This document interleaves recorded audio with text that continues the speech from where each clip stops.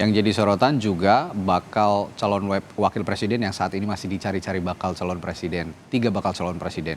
Salah satunya Erick Thohir yang punya 4 syarat dikatakan jika dipilih menjadi bakal calon wakil presiden. Salah satunya harus tegak lurus dengan Presiden Jokowi. Nama Erick Thohir kerap masuk dalam lembaga survei bursa calon wakil presiden. Erick menyebutkan punya 4 syarat jika dirinya diamanati untuk maju di Pilpres 2024 nanti. Pertama, ia ingin melihat rancang bangun koalisi partai politik pengusungnya.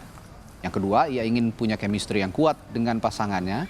Ketiga, Erick ingin melanjutkan program kepemimpinan Presiden Joko Widodo. Dan yang terakhir, yang menurutnya penting adalah ia ingin melakukan negosiasi politik yang harus punya visi pembangunan Indonesia ke depan. Ya, dan saya sendiri sudah sampaikan berulang-ulang, tentu penting sekali buat saya ketika misalnya, ini kan misalnya, ke arah yang lebih politis, kan tadi saya bilang ke media, koalisinya kan belum terbentuk.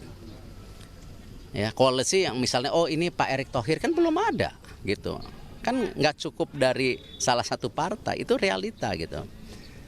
Yang kedua, saya juga berharap punya chemistry.